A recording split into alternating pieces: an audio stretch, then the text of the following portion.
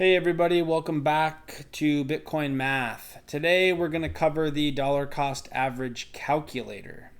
From the home page, you're going to scroll down to the calculators. You're going to expand lifestyle and wealth building, scroll down to DCA, and open it up. If you're not familiar, dollar cost average is really a concept that allows you to eliminate the volatility associated with Bitcoin's price. As most people know, Bitcoin's price tends to move up and down rather violently sometimes, and so there's a lot of fear of, well, what happens if I buy the top? And oftentimes people that do buy the top, well, they get shaken out, they get scared, and they end up selling the bottoms, they lose money, and they get really frustrated. This is a way of eliminating that volatility risk, because with the dollar cost average strategy, you're buying the same amount of Bitcoin in dollar terms, and you're doing it in the same frequency, whether that's every day, every week, every 2 weeks, every month, or whatever it is. And the net result here is that you're going to buy it when it's low, you're going to buy it when it's high, and you're going to buy it everywhere in between, so that over a long term, you're going to flatten out that cost basis and just be exposed to Bitcoin's long-term upside appreciation. So the model itself is pretty straightforward. We're just going to key in what are we actually spending on these individual purchases. So for this model, I'm going to go ahead and say $50. How often are we making this purchase? And in this field, you're really going to key in how many times per year are you making this purchase. I'm going to go ahead and say every week. So that's going to be 52 times per year. Now, if you were doing this every 2 weeks, you would key in 26. If you're doing this every day, you would do 365. If you're doing it every month, you would key in 12, so on and so forth. Here, we're going to key in how many years we want to model this data for. I'm going to go ahead and say 5. And then this is the estimated annual inflation percentage. Again, this is up to you. It's a subjective estimate for users to key in. We know the government likes to say it hovers around 2. We know the fiat debasement rate is more like 7, and there's varying opinions about what the numbers are there everywhere between. I'm going to go ahead and say 3%. So over the next 5 years, what do I think the Bitcoin compound annual growth rate, or CAGR, is going to be? And if you're not sure what these icons are, this represents Michael Saylor's bear case, 21% CAGR, base case 29%, and bull case 37% for the next 20 years.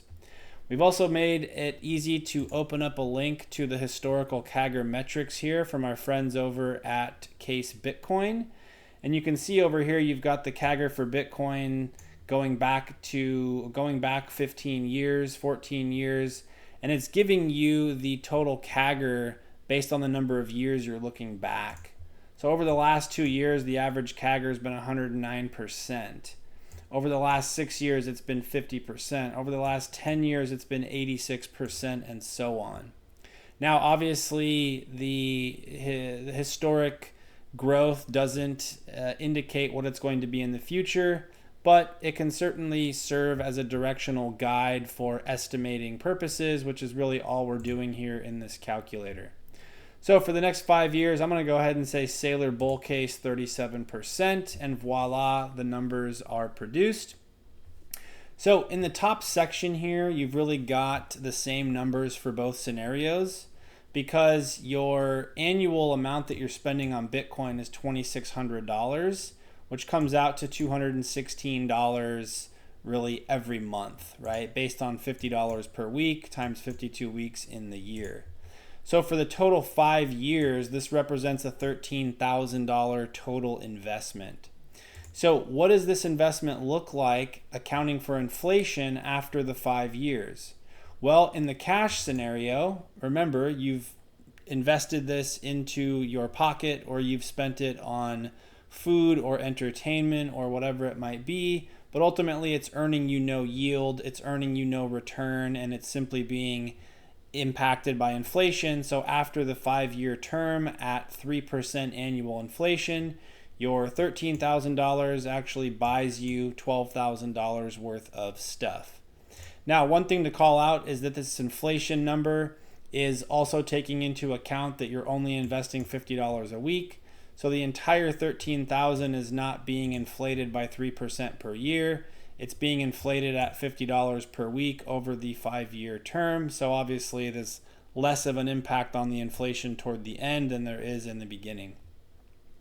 Now, at the end of this 5-year term, if Bitcoin's compound annual growth rate is 37% as we've configured, then the spot Bitcoin price will be about $550,000, and we will have accumulated 0.06 Bitcoin, which at the end of this 5-year term will be worth just under $30,000.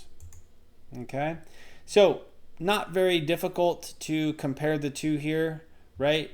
$28,751 is better than $12,081. And again, this is also both are accounting for inflation.